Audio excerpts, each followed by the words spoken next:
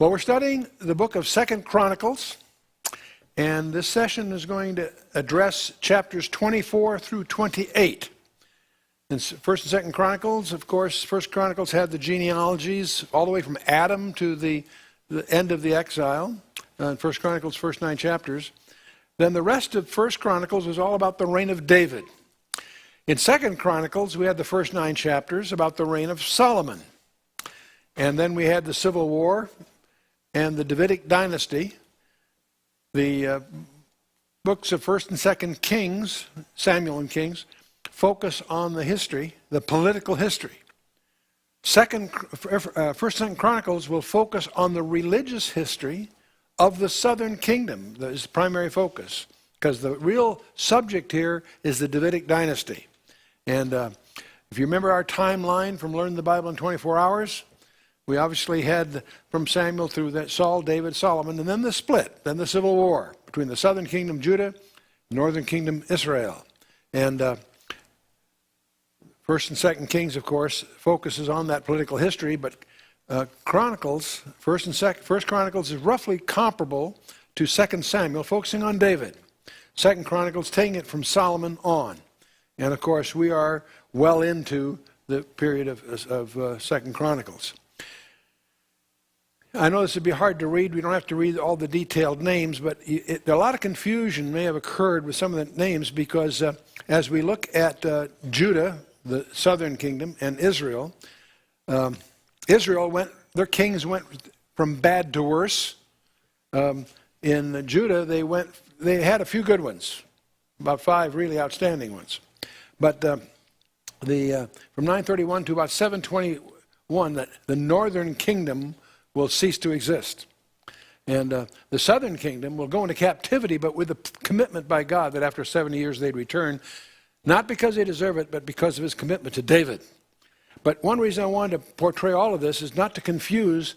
We have a Jehoram in both Judah and Israel, that is both the southern and northern kingdom. And we also have an Azariah in both places, and they're almost contemporaneous. Many people get confused because many of these names sound similar and are held by many different people. We try to keep that straight as we go.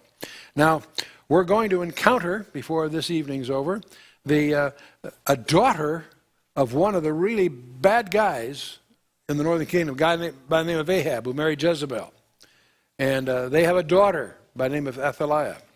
And she's going to be a piece of work, believe me. So we'll talk about her later tonight.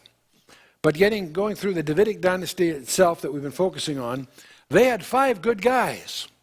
Many of them were bad. Some of them were okay. But there are 5 that you do want to note are outstanding. Asa, Jehoshaphat, Joash, and then Hezekiah and Josiah. Hezekiah being probably the prince of the bunch. But last time we reviewed Jehoshaphat through Ahaziah and Athaliah. And the family of Athaliah is quite the line of Judah, of course, goes David, Solomon, Abijah, Asa, Jehoshaphat, Jehoram. But over in the northern kingdom, under Omri, he had a son by the name of Ahab who married a Phoenician gal by the name of Jezebel, who is, that's the gal that opposed Elijah, Mount Carmel, all of that. They had a daughter that was very much an echo of Jezebel by the name of Athaliah. And she marries Jehoram of Judah, and that creates all kinds of problems. Jehoram had 6 other brothers. But anyway, she ends up causing all kinds of trouble. Daughter of Ahab and Jezebel. When Jehoram was 32, he succeeded to the throne. Athaliah became then the queen of Judah, in a sense, and she will take the throne. Many people are shocked to discover that there was a gal on the throne of David for 6 years and did a lot of trouble. And the first recorded act of Jehoram's reign was that he murdered of his 6 younger brothers. But this gal, after 8 years of royal life, she became a widow. And her son Ahaziah, who was then 22, ascended to his father's throne. She ends up murdering her grandchildren, among other things. Within 1 year, the young king was slain by Jehu, along with the brother of Ahaziah and their sons. She then destroyed, or tried to destroy, I should say, all the royal seat of the house of Judah. Fortunately, one of them was hidden by her sister, strangely enough. And Joash, then just a baby, escaped by the intervention of his aunt, in effect, and was kept secreted until they were able to establish him on the throne. And but in the meantime, Athaliah herself proclaimed herself sovereign, held it for 6 years. Many people studying the Bible are shocked to discover that there was a gal, a very nasty gal, that sat on the throne of David for that length of time. And the portion of the temple was pulled down, and the material was used to structure a temple to Baal. These are dark times. But Jehoiada had married the daughter of Athaliah, Jehosheba. That's the one that hid the kid. And he gets promoted to high priest, and he is secretly faithful to the Yod-Heh-Vav-Heh, the Jehovah, or however you want to say it. And for 6 years, Joash is concealed in their apartments from the queen, who didn't know of his existence. She would have been, would not have withheld anything to make sure that that was wiped out. But in the 7th year of this kid's life, a counter-revolution is effected. Athaliah is killed by avenging guards, suffering a very similar doom to her, as her mother did, Jezebel did previously. So we have this family of Athaliah, and as we put it down here, of course, Joram kills his 6 brothers, and meanwhile, Joram gets killed, and it gets to be quite a field day where even Joash will end up killing he'll take the throne, but even the son of Jehoiada, his main benefactor, will get murdered before it's all over. So it's a messy time. Well, tonight we'll go from all of that to take a look at Joash to begin with, and we'll go through a few others. Chapter 24, Chronicles, that was all by way of review. So in chapter 24, verse 1, Joash, who was 7 years old when he began to reign. And he reigned 40 years in Jerusalem. His mother's name also was Zibiah of Beersheba. And Joash did that which was right in the sight of the Lord all the days of Jehoiada the priest. Now, Jehoiada is really the guy that supervised him and took care of him. And as long as Jehoiada is alive, Joash does pretty well. He gets some positives on his report cards. When Jehoiada dies, then things turn pretty sour. So Joash doesn't come up with a clean slate. In any case, Joash did that which was right in the sight of the Lord all the days of Jehoiada the priest. That's an important qualification. And Jehoiada took for him 2 wives, and he begot sons and daughters. Kind of surprising in a sense, because Jehoiada was really pretty much by the book, pretty solid. But he does get 2 wives for the king, which was technically against the Torah. But nevertheless, that was a common practice. And it came to pass after this that Joash was minded to repair the house of the Lord. That's pretty impressive for this young guy. This is very positive. He gathered together the priests and the Levites and said to them, "Go out into the cities of Judah and gather all Israel money to repair the house of your God from year to year, and see that ye hasten the matter." Howbeit the Levites hastened it not. Very lenient. They're victims of the past, which has been very lenient. And the king called for Jehoiada the chief and said to him, "Why hast thou not required of the Levites to bring in out of Judah and out of Jerusalem the collection, according to the commandment of Moses, the servant of the Lord, and of the congregation of Israel for the tabernacle of witness? For the sons of Athaliah, that wicked woman, had broken up the house of God, and also all the dedicated things of the house of the Lord did they bestow on Balaam." Balaam being plural of Baals, obviously. At the king's commandment, they made a chest and set it without at the gate of the house of the Lord. You'll find many churches, now they did this to make sure there was no graft and so on. Many churches will set out what they call the chest of Joash. It's after this passage. It's a way of having a special drive for offerings or whatever. You may hear that term. Anyway, they made a proclamation through Judah and Jerusalem to bring in to the Lord the collection that Moses, the servant of God, laid upon Israel in the wilderness. And all the princes and all the people rejoiced and brought in and cast into the chest until they had made an end. And so Now it came to pass that at what time the chest was brought into the king's office by the hand of the Levites, and when they saw that there was much money, the king's scribe and the high priest's officer came and emptied the chest and took it and carried it to its place again. Thus they did day by day and gathered money in abundance. So this was a working project, worked well apparently. And the king and Jehoiada gave it to such as did the work of the service of the house of the Lord, and hired masons and carpenters to repair the house of the Lord, and also such as brought iron and brass to mend the house of the Lord. So the workmen wrought, and the work was perfected by them, and they set the house of God in his state and strengthened it.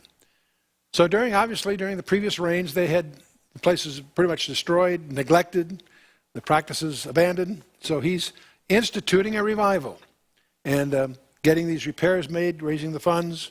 This is very positive. Again, the chronicler is focusing on the spiritual or religious history of the southern kingdom. And so the chronicler will emphasize the faithfulness and not necessarily get into all the politics and a lot of the other background. That's why you generally want to study this in parallel with 1st and 2nd Kings, which will have a lot of other detail that the chroniclers don't really focus on. And when they had finished it, they brought the rest of the money before the king and Jehoiada, whereof were made vessels for the house of the Lord, even vessels to minister and to offer withal, and spoons and vessels and gold and silver. And they offered burnt offerings in the house of the Lord continually all the days of Jehoiada. That's the priest, not the king, the priest, because when he's going to die, it's going to turn sour. But Jehoiada waxed old and was full of days when he died. 130 years old was he when he died. And they buried him in the city of David among the kings because he had done good in Israel, both toward God and toward his house. That will not be the case with the king, however. Now after the death of Jehoiada came the princes of Judah and made obeisance to the king, and the king hearkened unto them. And they left the house of the Lord God of their fathers and served groves and idols. Bad news. In other words, they turned to idolatry. And wrath came upon Judah and Jerusalem for this their trespass. Yet he sent prophets to them, that is, God sent prophets to them, to bring them again unto the Lord. And they testified against them, but they would not give ear. So we got a dark time coming here. And the Spirit of God came upon Zechariah, the son of Jehoiada the priest. Now get the picture. Zechariah is the son of the benefactor of the king. Jehoiada is the guy that took care of him as a kid, was his primary counselor during the good days. He has a son by the name of Zechariah, which stood above all the people and said to them, Thus saith God, why transgress ye the commandments of the Lord, that ye cannot prosper? Because ye have forsaken the Lord, he hath also forsaken you. Familiar words. Again, this almost sounds like the book of Judges again. And they conspired against him, and stoned him with stones at the commandment of the king in the court of the house of the Lord. In that brief sentence that's a very disturbing thing. That the king didn't spare Zechariah, the son of his primary benefactor. He let this mob, if you will, at his encouragement, kill the son of Jehoiada. Thus Joash the king remembered not the kindness which Jehoiada his father had done to him, but slew his son. And when he died, he said, The Lord looked upon it and required it. That's what the priest said as he died. And it came to pass at the end of the year that the host of Syria came up against him. And they came to Judah and Jerusalem and destroyed all the princes of the people from among the people, and sent all the spoil of them unto the king of Damascus. It's disturbing to realize how often God uses enemies as his instruments of judgment. That's what he did here. That's what he's going to do into the northern kingdom completely. And as you read this, it gets very disturbing, because when I travel, one of the most common questions I get asked by audience when we have a question and answer period, we usually do, is why hasn't God judged America? Billy Graham quipped so many years ago, God doesn't judge America, he'll have to apologize to Sodom and Gomorrah. That's the same sentiment that Thomas Jefferson said back in 1781. I tremble for my country when I recall that God is just and that his justice will not sleep forever. So one of the things that some of us worry about is America ripe for judgment? The only positive we can come to is Genesis 12, verses 2 and 3. Because of our commitment. Clumsy sometimes, deceitful many times, but nevertheless a commitment of Israel's right to exist. And as we waffle on that, if we should turn from that, I think it could be very, very, again, we would fit the same situation we have here. Moving on, verse 24. For the army of the Syrians came with a small company of men, and the Lord delivered a very great host into their hand, because they had forsaken the Lord God of their fathers. So they executed judgment against Joash. The Syrians came up with a minority group and were able to subdue a very great host. Why? Because that was God's will, to judge these people. And when they were departed from him, for they left him with great diseases, his own servants conspired against him for the blood of the sons of Jehoiada the priest, and slew him on his bed, and he died. And they buried him in the city of David, but they buried him not in the sepulchres of the kings. So Jehoiada the priest was given honorable burial. Not so for Joash. Not a winner. Not a winner. And these are they that conspired against him: Zabad the son of Shimeath, an Ammonitess, and Jehozabad the son of Shimrith, a Moabitess. The names of these two assassins, which by the way are also listed in 2 Kings, added they were an Ammonite and Moabite. This is probably his way of blaming foreigners for the deed against the anointed son of David. You see, it would have been unthinkable for, no matter how much they hate him, to kill an anointed son of David. But the way it worked out, foreigners did it, so they don't fall under those kind of traditions, obviously.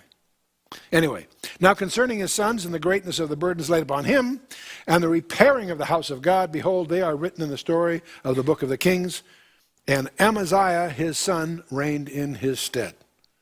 And so with that, we now go to the next king. We'll go to chapter 25. We've got roughly a chapter per king here. We've got 21 kings. We're going to have more chapters than that because we've got a lot to talk about Hezekiah when we get there. Anyway, Amaziah is in chapter 25. And Amaziah was 25 years old when he began to reign, and he reigned 29 years in Jerusalem. His mother's name was Jehohadan of Jerusalem, and he did that which was right in the sight of the Lord, but not with a complete heart, not completely. He did pretty well, but not wholeheartedly. Can I say it that way, maybe? In fact, one of his first official acts will be avenging his father's murder. Verse 3, now it came to pass when the kingdom was established to him that he slew his servants that had killed the king his father. But he slew not their children, but did as is written in the law of the book of Moses, where the Lord commanded, saying, the fathers shall not die for the children, neither shall the children die for the fathers, but every man shall die for his own sin. And that's in Deuteronomy 24:16. It was a basic principle. And so in that sense, he's honoring the constraints that are imposed by the Torah. So this implies he's going to turn out to be a moderately good king here. Moreover, Amaziah gathered Judah together and made them captains over the thousands and captains over the hundreds, and according to all the houses of their fathers throughout all Judah and Benjamin. And he numbered them from 20 years old and above, and found them 300,000 choice men able to go forth to war that could handle spear and shield. So he's strengthening the military here, getting it organized. He hired also 100,000 mighty men of valor out of Israel for 100 talents of silver. Now, Israel is the term here, of course, is referring to the northern kingdom. Many people get confused because the word Israel can be used for the whole nation. Here it's being used for that northern kingdom. Judah. That's why I try to use terms northern kingdom, southern kingdom to avoid confusion. The southern kingdom known as Judah, the northern kingdom known as Israel. But he hires 100,000 mercenaries, in effect, from the northern kingdom, which in many respects is a rival or a competitor for sure.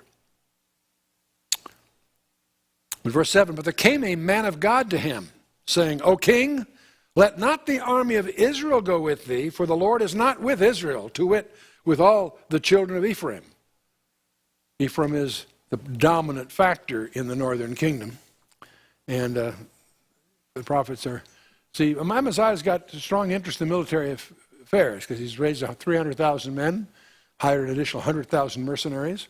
But this is virtually equivalent to an ungodly alliance because the northern kingdom was in open idolatry. And so from time to time there's peace between the two, but there should never be partnership. The northern kingdom was idolatrous. They did not hold to the temple worship and the Torah. Now the southern kingdom, who theoretically did that, did it very poorly because many kings just let it abandon, as you've just seen. So we don't know the name of the man of God here, but he's just reminding him that God is not with the northern kingdom, so why align yourself with him? But if thou wilt go, do it, and be strong for the battle. God shall make thee fall before the enemy, for God hath power to help and to cast down. And Amaziah said to the man of God, but what shall we do for the 100 talents which I have given the army of Israel? The man of God answered, the Lord is able to give thee much more than this. In other words, he's already paid these guys the 100 talents of silver, and so he's going to tell them to go home. They've been paid. He'll tell them to go home, and they'll be bitter. Why would they be bitter? They've been paid. They don't have to fight because they're also after the plunder. Amaziah separated them, to wit, the army that was come to him out of Ephraim, to go home again. You'd think they'd say, great, they got paid, they don't have to work. No. Wherefore their anger was greatly kindled against Judah, and they returned home in great anger. Because they've been gypped out of their plunder, in effect. Because it wasn't just the pay, it was the opportunity in battle to participate in the spoil. Amaziah strengthened himself and led forth his people and went to the valley of Salt and smote of the children of Seir 10,000. And so this is probably in the Dead Sea area, as you can probably gather. And another 10,000 left alive did the children of Judah carry away captive and brought them to the top of the rock, cast them down from the top of the rock, that they were all broken in pieces. So they took an additional 10,000 prisoners, but killed them. But the soldiers of the army which Amaziah sent back, that they should not go with them to the battle, fell upon the cities of Judah, from Samaria even to Beth-horon, and smote 3,000 of them, and took much spoil.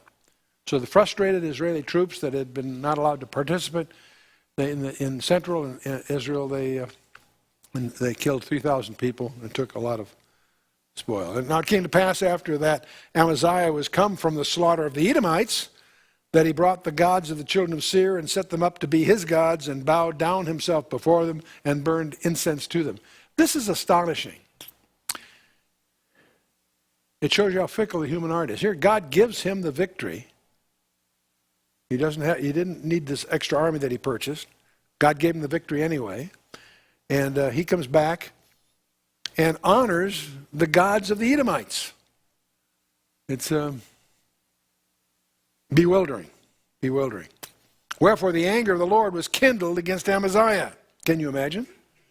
And he sent unto him a prophet, which said unto him, why hast thou sought after the gods of the people, which could not deliver their own people out of thine hand? In other words, why are you honoring these so-called gods of the Edomites when those so-called gods were ineffectual at protecting their own people? You know, the logic is people insist upon worshiping the gods that aren't and the demons who are. It came to pass, as he talked with him, that the king said to him, art thou made of the king's counsel? Forbear. Why shouldest thou be smitten? When the prophet forbare and said, I know that God hath determined to destroy thee, because thou hast done this, and hast not hearkened unto my counsel. The king was quick to threaten the man of God. And the last words of that prophet is that Amaziah would come to know God's punishment because of his rejection of his counsel. Then Amaziah the king of Judah took advice, sent to Joash the son of Joahaz, the son of Jehu the king of Israel, saying, come, let us see one another face to face. So he's, in effect, ready to wage war eyeball to eyeball is really what's going on here. And Joash is going to reply to Amaziah with a little parable of his own. Now this is the Joash, the king of Israel. There's a different Joash than we talked about a little. Again, you got these similar names. This is Joash, the king of Israel, the northern kingdom. Sent to Amaziah, the king of Judah, saying, the thistle that was in Lebanon sent to the cedar that was in Lebanon, saying, give thy daughter to my son to wife. And there passed by a wild beast that was in Lebanon and trode down the thistle. Now the little thistle is Amaziah, who demanded of the cedar, Jehoash, that he might give a daughter his wife, Thistle's son. And the thistle's rewarded but for his presumptuousness by being overrun by a wild beast, which in effect is Israel's army, is what they're suggesting here. Thou sayest, lo, thou hast smitten the Edomites, and thine heart hath lifted thee up to the boast. Abide now at home. Why shouldest thou meddle into thine hurt, that thou shouldest fall, even thou and Judah with thee? And so he's saying, if you stay at home, you won't get hurt. Mind your own business, in effect. But Amaziah would not listen, and so God's going to judge him. Amaziah would not hear, for it came of God that he might deliver them into the hand of their enemies, because they sought after the gods of Edom. So Joash the king of Israel went up, and they saw one another face to face, both he and Amaziah the king of Judah, at Beth-shemesh, which belonged to Judah. And Judah was put to the worse before Israel, and they fled, every man to his tent. So they got clobbered, in effect. And Beth-shemesh is about 15 miles from Jerusalem. And Joash the king of Israel took Amaziah king of Judah and the son of Joash the son of Jehoahaz at Beth-shemesh, and brought him to Jerusalem, break down the wall of Jerusalem from the gate of Ephraim to the corner gate 400 cubits. So they humiliated the king in his own turf in Jerusalem himself. Broke down about 600 feet of the walls, and right near the Ephraim gate. And he took all the gold and silver and all the vessels that were found in the house of God, with Obed-Edom, and the treasures of the king's house, the hostages also, and returned to Samaria. These temple artifacts were under the care of the family of Obed-Edom. That was the one, remember, that took care of the Ark of the Covenant way back. And these were apparently, because of all the disrepair in the temple, put under their custodianship. And so they returned to Samaria. And Amaziah, the son of Joash, the king of Judah, lived after the death of Joash, the son of Jehoahaz, king of Israel, about 15 years. Now the rest of the acts of Amaziah, first and last, behold, are they not written in the book of the kings of Judah and Israel? And now after the time that Amaziah did turn away from following the Lord, they made a conspiracy against him in Jerusalem, and he fled to Lachish, and they sent to Lachish after him and slew him there. So he became very unpopular with his people, and forced to finally go into exile, but they even found him there and slaughtered him there, and brought his body back for burial. And his father Joash had been assassinated too. So it's pretty dismal history here. They brought him up on horses, buried him with his fathers in the city of Judah, but not in an honorable burial. Okay, we move on to Uzziah. And he does a little better. Then all the people of Judah took Uzziah, who was 16 years old, and made him king in the room of his father Amaziah. And he built a loft, restored it to Judah after the king slept with his fathers. 16 years old was Uzziah when he began to reign. He reigned 52 years. That's quite a while. In Jerusalem.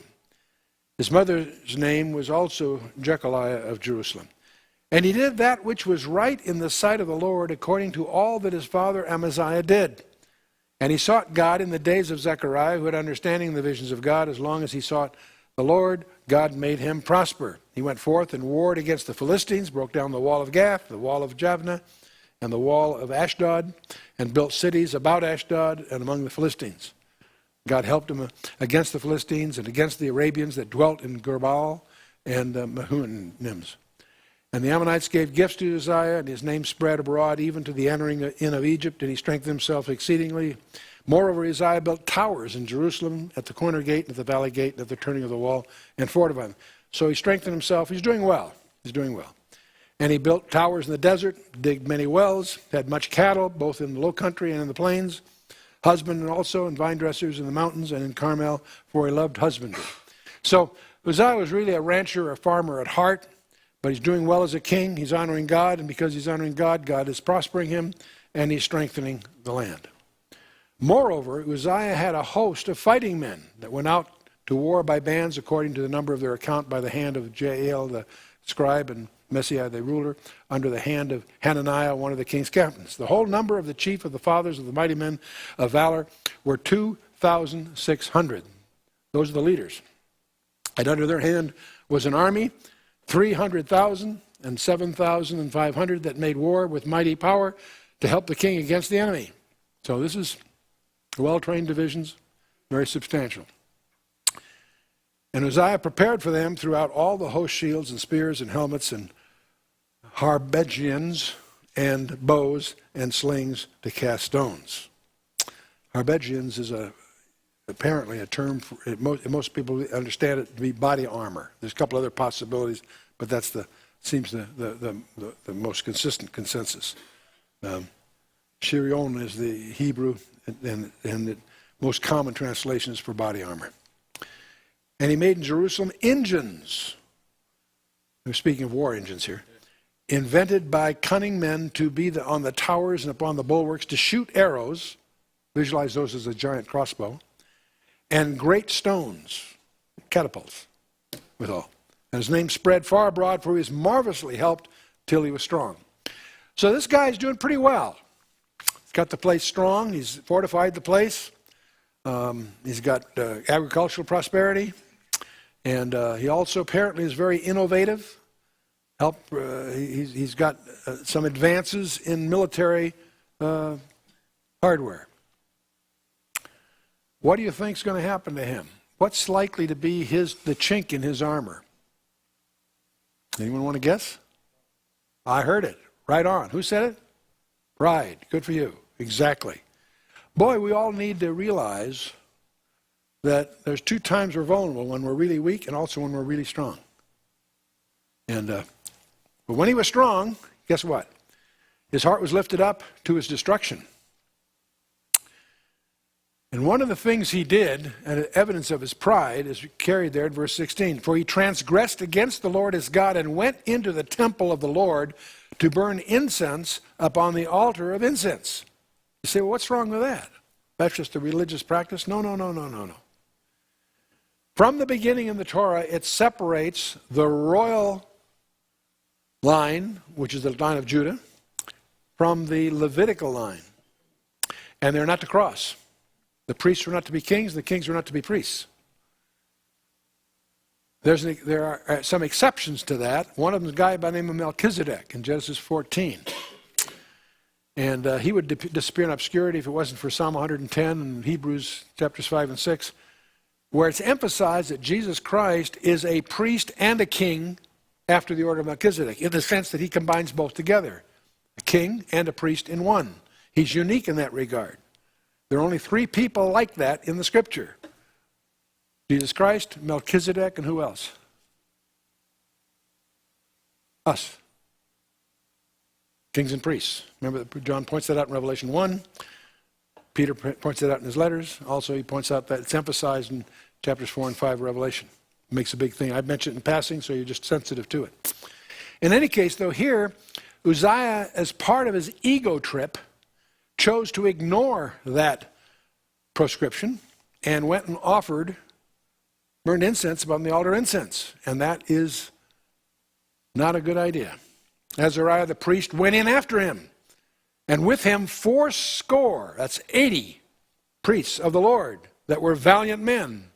These are not pet namby-pamby guys. These are serious guys. And they withstood Uzziah the king.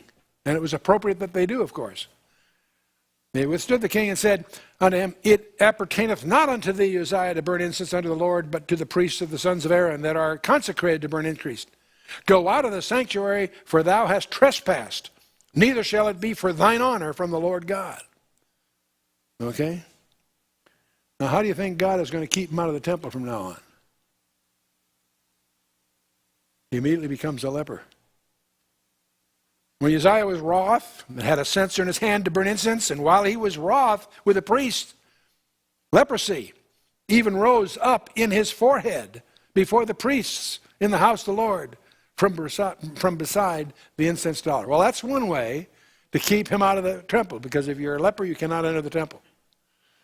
So that's Leviticus 13. And Azariah the chief priest and all the priests looked upon him, and behold, he was leprous in his forehead.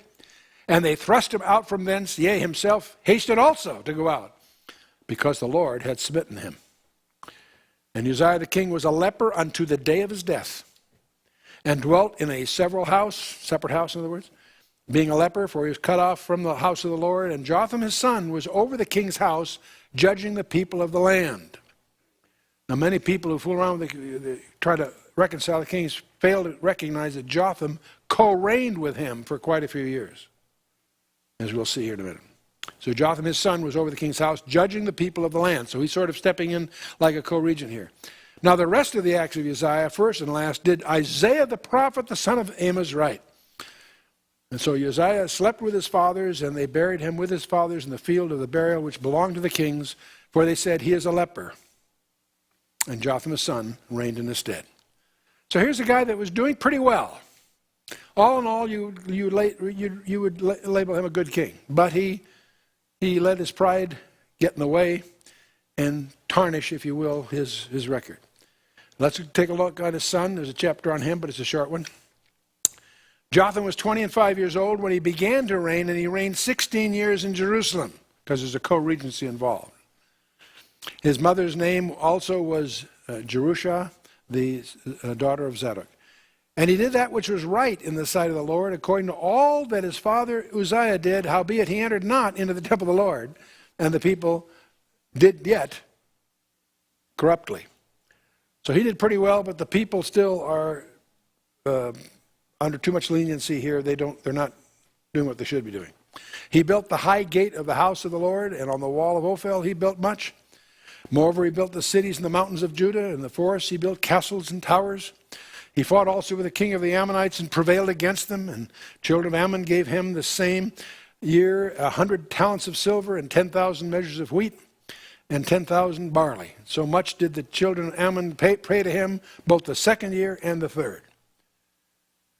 So they had fallen behind their payment, so he conquers them and brings them up to snuff here. And so apparently they then responded for about 3 years, after which their burden apparently was lessened a little bit. So Jotham became mighty because he prepared his ways before the Lord his God. Now the rest of the acts of Jotham and all his wars and his ways, are they not written in the book of the kings of Israel and Judah? He was 25 years old when he began to reign, and he reigned 16 years in Jerusalem. Okay? And Jotham slept with his fathers, and they buried him in the city of David. And Ahaz, his son, reigned in his stead. Now, Ahaz is another story altogether. So we're going to now look at Ahaz in chapter 28. Now, when you look at all the kings of Israel, and you realize that the northern kingdom went from bad to worse, and the other lasted a couple centuries longer. I just want to call your attention. We're talking about Ahaz in the southern kingdom. Don't confuse him with Ahab, a very, very bad king in the north. They're not contemporaries. Many people get confused. Ahab. Ahab, husband of Jezebel, early in the northern kingdom. Their nemesis was Elijah. We're now in the southern kingdom. Some generations later, Ahaz, different guy. Not a cool dude, but a different guy. Ahaz was 20 years old when he began to reign, and he reigned 16 years in Jerusalem. But he did not that which was right in the sight of the Lord, like David his father. David his great-great-great-grandfather, but anyway. And he walked in the ways of the kings of Israel and made... Now that's bad news. See, Israel was idolatrous. For he walked in the ways of the kings of Israel and made also molten images for Balaam.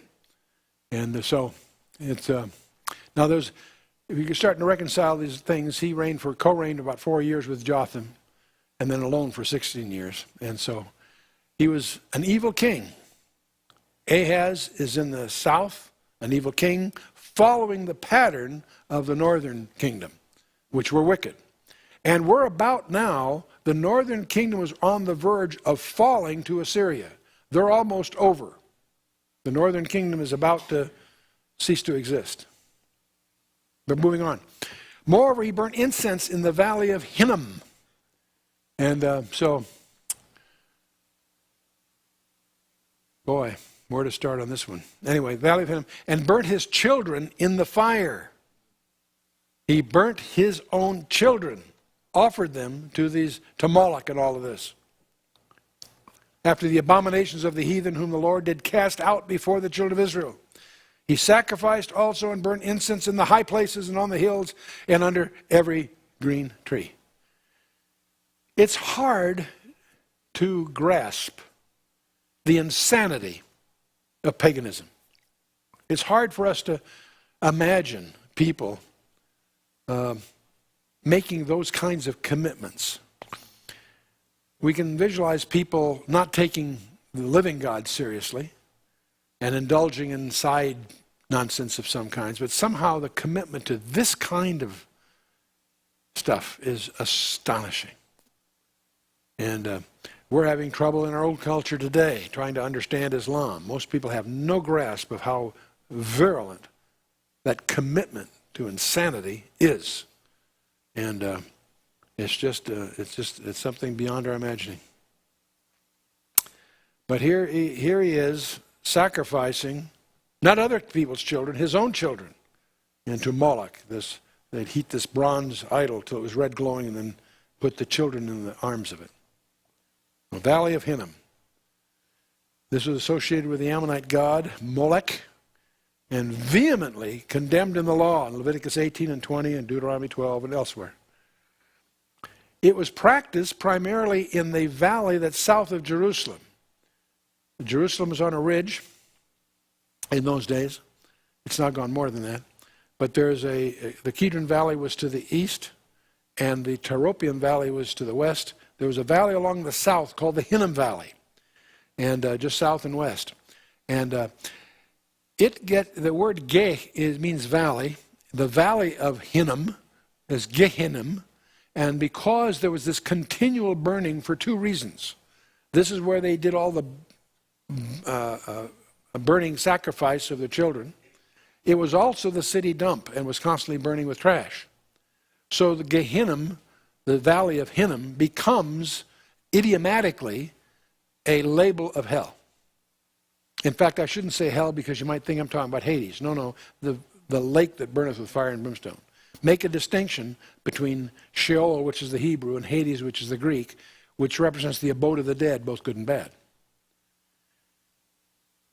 Gehenna, as Jesus would say it, was the ultimate repository of the unsaved. Okay. And of course, because of the fires there, this gives rise to the term Gehenna as a term for hell as we think of it. That is hell. The word hell in the sense of the lake that burns with fire and brimstone. Not hell in the terms we sometimes use that term for Hades, which is something a little different. Anyway. Wherefore the Lord God, his God, delivered him into the hand of the king of Syria. Here he's getting judged by, again, God using their enemies.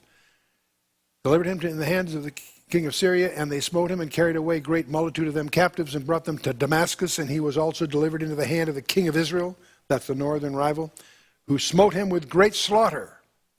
So Ahaz's sins were great against God, and so this is the third time the Arameans or the Syrians fought Judah. For Pekah, the son of Remaliah, slew in Judah 120,000 in one day, which were all valiant men, because they had forsaken the God of their fathers. Pekah, the son of Remaliah, because Syria, Ephraim, and the son of Remaliah have taken evil. Let me back up.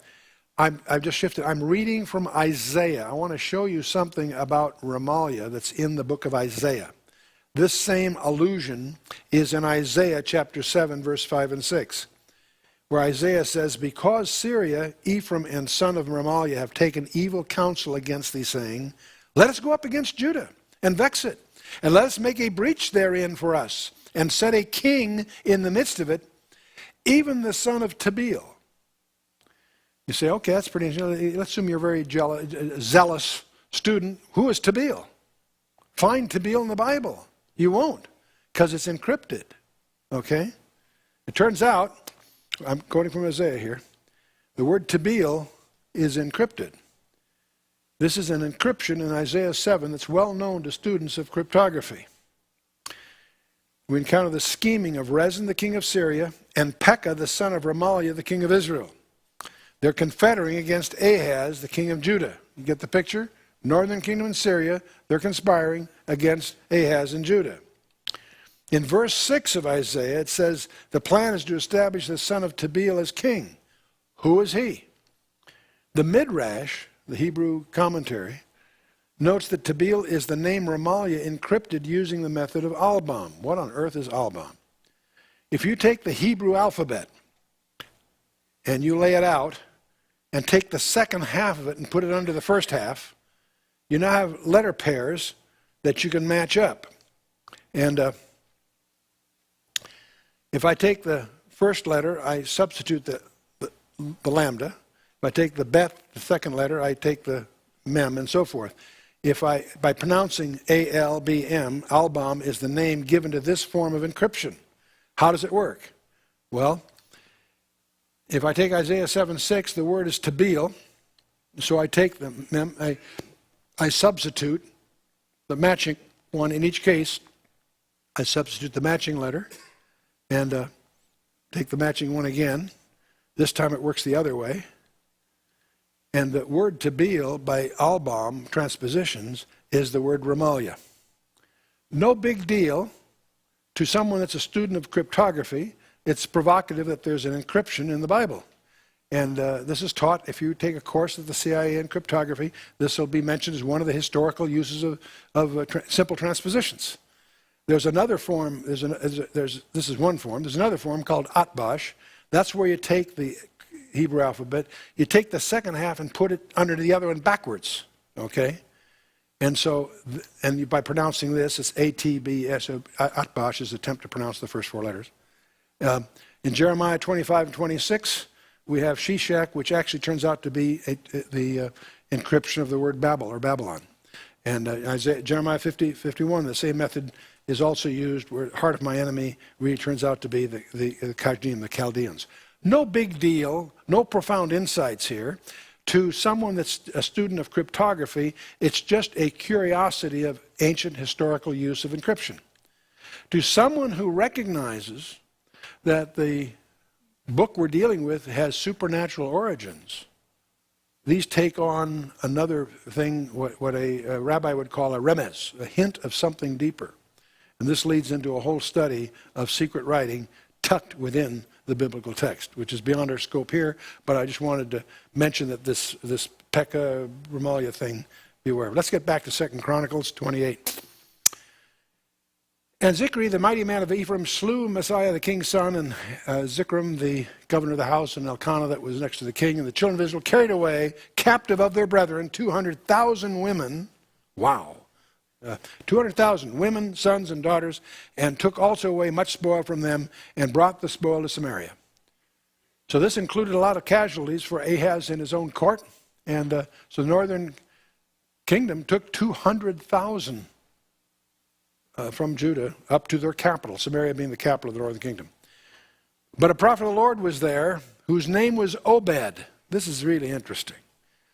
And he went out before the host that came to Samaria and said unto them, Behold, because the Lord God of your fathers was wroth with Judah, he hath delivered them in your hand, and ye have slain them in a rage that reacheth up into heaven.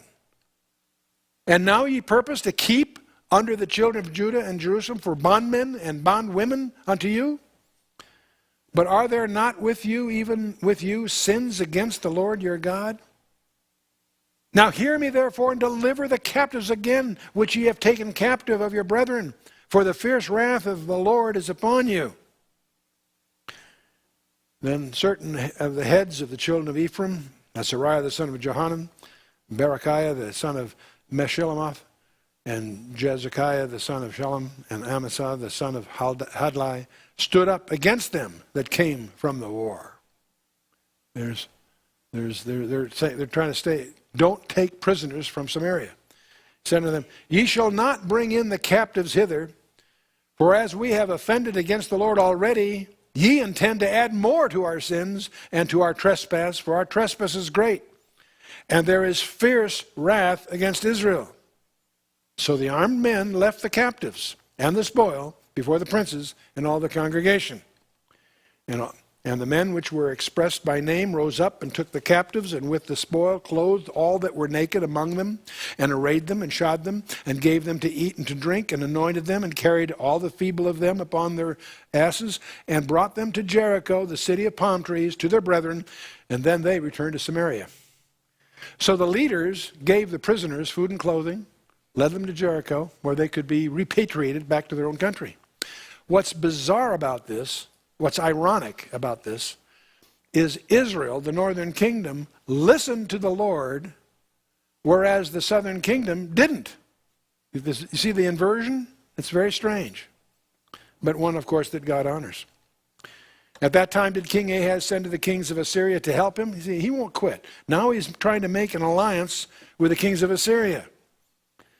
For again, the Edomites had come and smitten Judah and carried away captives. So he wasn't satisfied. Ahaz wasn't satisfied with the kind overtures from the northern kingdom, his competitor or rival, whatever.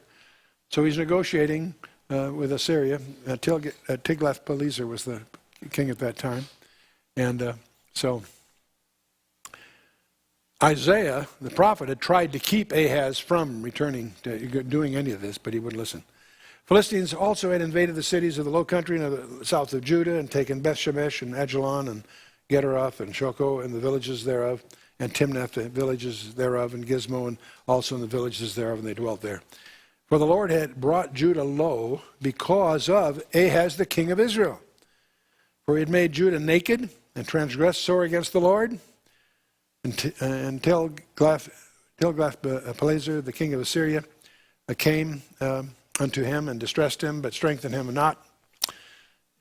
So in other words, he made a deal with him, gave him his bribes, but he didn't do anything for him.